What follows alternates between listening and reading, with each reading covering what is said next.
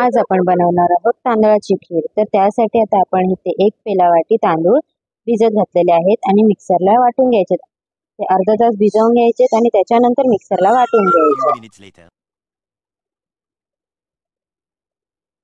इकडे आता आपण काजू आणि बदाम वाटून घेऊया खलबत्त्यामध्ये।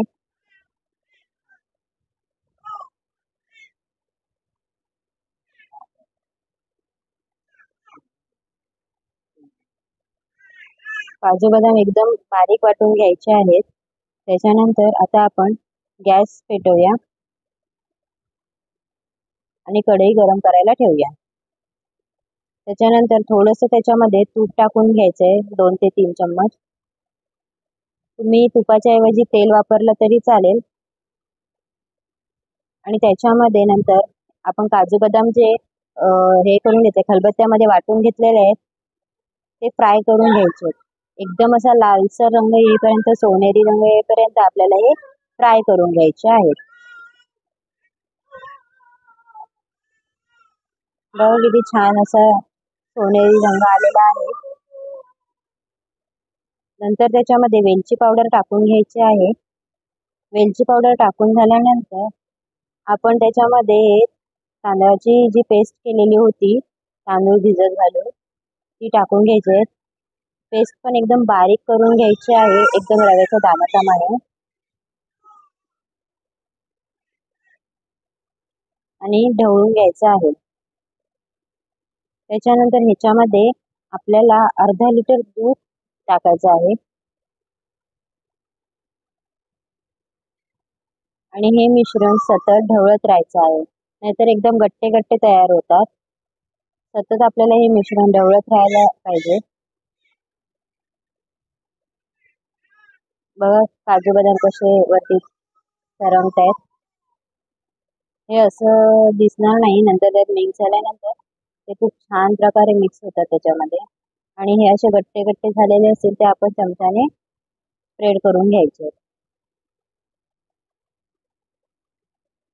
आणि कंटिन्यू आपल्याला हे ढवळतच राहायचं, नाहीतर गट्टे गट्टे तयार होतात। त्याच्यामध्ये आपल्याला साखर टाकून घ्यायचे। आता तुम्हाला जेवढं गोड पाहिजे तेवढी तुम्ही साखर टाकू शकता चवीनुसार। आम्हाला जेवढं गोड पाहिजे तेवढं आम्ही टाकलेले आहे, पण तुम्ही एकदा टेस्ट करून बघा आणि त्यात साखर टाका।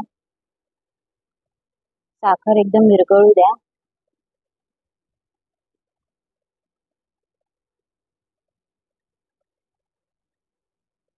गट्टे गट्टे अजिबात तयार झाले नाही पाहिजे, एकदम पूर्ण खीर अशी आटेपर्यंत, दूध आटेपर्यंत, घट्ट होईपर्यंत खीर आपल्याला ही ढवळतच राहायची।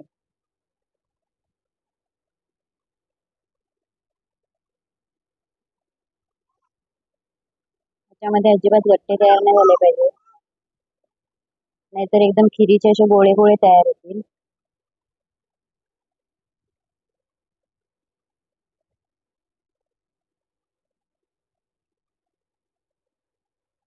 पंधरा ते 20 मिनिटांनंतर बघा कशी मस्त खीर तयार झालेली आहे, एकदम घट्ट झालेली आहे।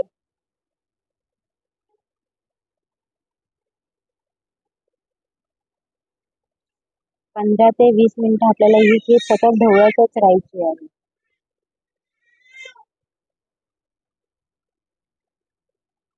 इथे बघू शकता तुम्ही। त्याच्यानंतर थोडंसं पाणी टाकून थोडी थोडी ढवळून घ्यायची।